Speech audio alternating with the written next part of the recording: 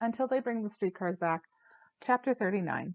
I miss Lola so much I tried not to think about her, but the harder I tried, the worse it got. I heard that she'd gone to the spring swing with Tom, and for days I about went crazy trying to figure out if I should call her or not. Then one night I couldn't stand it any longer, but her mother answered the phone. Is Lola there? I said, trying to disguise my voice. Who is this? Mrs. Muldoon said. It's Cal. I thought as much. Lola will no longer be answering your calls, so please don't bother us anymore. I just want. The line went dead, and my stomach kind of flipped over. And I don't know why, but I remembered standing in the bus stop on the North Shore and looking through the smudged glass of the phone booth and feeling like I had just been kicked out of the human race. After 2 weeks of misery, I got off early on a Friday afternoon because we started pouring concrete at 7 in the morning. In my grubby work clothes, I hiked to Central. I kept an eye out for any of my teachers, and I cornered Lola in the hall after her last class, figuring Tom would be playing baseball. She looked surprised, but she acted like she was glad to see me. Hi, I said, and I was really nervous. Hi, she gave me a kind of a timid smile. It's good to see you. What are you doing here? I came to see you. After stopping at her locker, we left school and hoofed it up Dunlap. Are you all right? She said. Yeah, I guess so. I'm sorry you can't come back to school. Yeah, I always worried about Steve and Jerry with Bellows after him. I laughed half-heartedly. And I'm the one who won't graduate. I couldn't think of what to say. Seeing her, I just wanted to sit on someone's lawn and take her in my arms and have her love me because she was the only person in the universe who could make me feel better. Instead, she made it worse with her acting like we were just friends or something. She was singing that night in the operetta,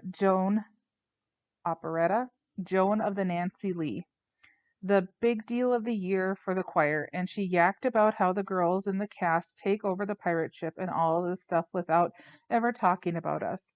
We were almost to Selby when she said, I still care for you, Cal. I miss seeing you and talking to you.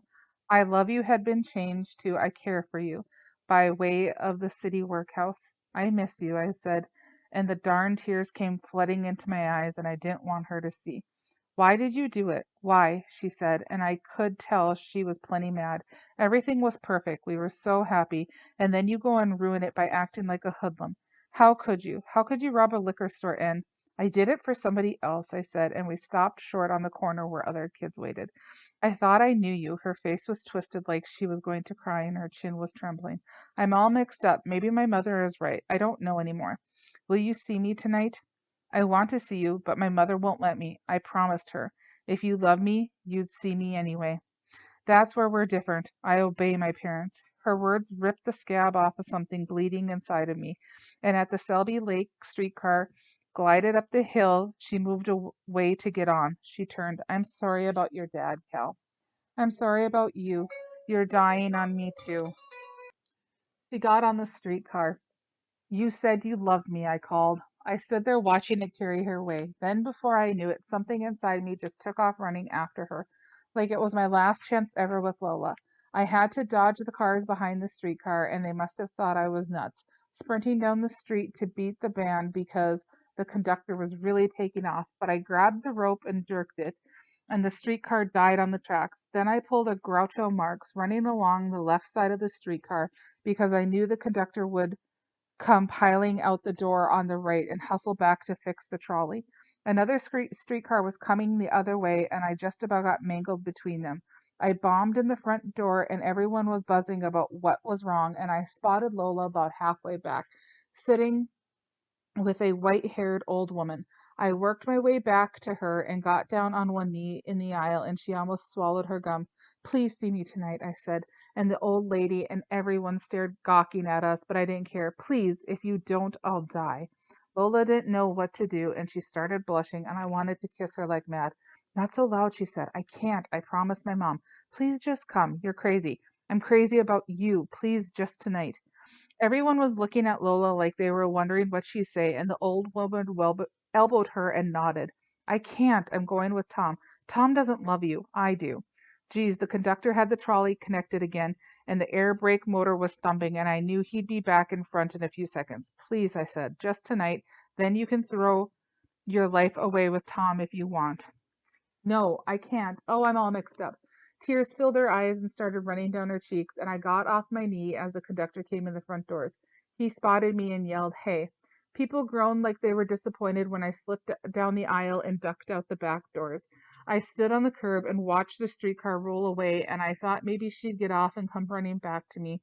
But when it stopped a block up, Lola didn't get off, and I stood there, waiting until it went out of sight. It felt like my heart had been smashed. I'd never get to figure out the color of her eyes. I got used to the hard work, and I was proud of myself that I'd learned how to steer a buggy with hundreds of pounds of wet concrete across the narrow planking and dump it right where the finishers wanted it. I helped around the apartment building with the stuff we were responsible for, brought my paycheck home to my mother without taking out a nickel, and reported to my parole officer right on schedule. The high-strung, wiry little guy talked like he expected me to hit a bank within the week, and I figured it was the company the poor guy kept. Seeing this character twice a month for a year would have straightened out the most hardened criminal or turned him into a stark raving axe murderer. I had dumped the ashes from the incinerator in the alley when the idea hit me like falling clinker. I bombed over to Summit, and it felt strange to hike up on the porch in broad daylight and knock. The little woman opened the door with worry in her eyes. "Hello, I'm Cal Gant. I live just over on Portland, and I wondered if I could see your husband." She hesitated like she was thinking. "He's not well." "I know. I want to tell him something." I gave her a big smile, and she studied me with her crinkly eyes and then backed into the house, motioning for me to follow. I closed the door and searched for the starting blocks carved in the hardwood floors.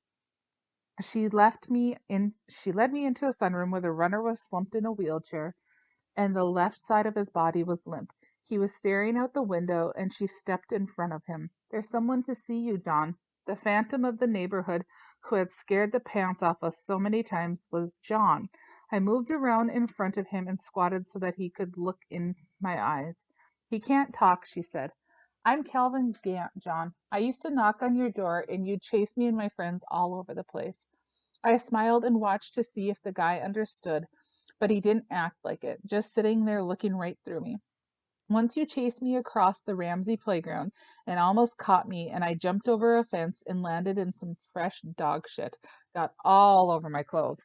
Normally I never cuss like that, but on the spur of the moment I thought it might get some kind of reaction out of him, and it did. His face changed like he was remembering.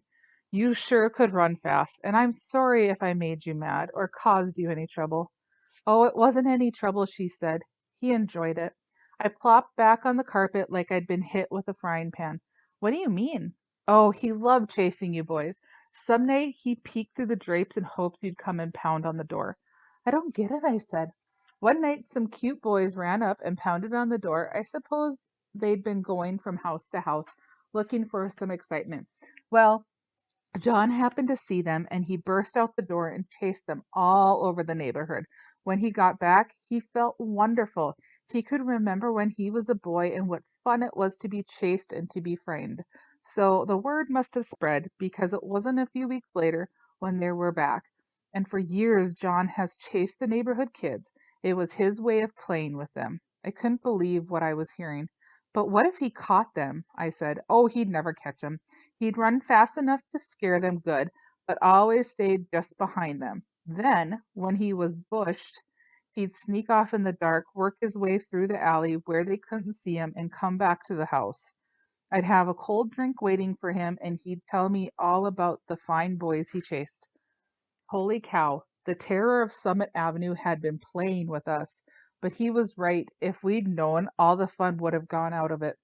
"I noticed your yard hasn't been raked, and I was wondering if I could do that for you, for free. I really like to," I said, looking into the runner's watery eyes. "I was going to look for someone to do the raking," his wife said. "John loved to do it." "Where's your rake?" I said. I raked the lawn in about 4 hours, and she kept coming out with cookies and lemonade and all kinds of stuff until I had to wave her off. Before I left, I went in to say goodbye to John. He made a deep gurgling sound that I couldn't figure out. He said thank you, she said. Geez, I put my hand on John's shoulders and squeezed a little, and I had to get out of there. She came to the door with me. "I'll be back Saturday," I said. Keep a list of things you need done. If you need me during the week, just call. My number is Midway 1932. I bombed down the steps and stopped in my tracks. Oh, what's your name? I said. Jeanette. I mean your last name, so I can call you. Conley. John and Jeanette Conley, she said. We never had any children. Well, you've got one now. I waved and took off for home. I had to get to bed early. Gretchen and I were taking the bus to Fergus Falls in the morning to see her sister Helga. But all the way home, I thought about the runner. God, who would believe it? I couldn't decide if I should tell my buddies or let them go on remembering the mad dashes in the dark with a crazy man creaming right behind you.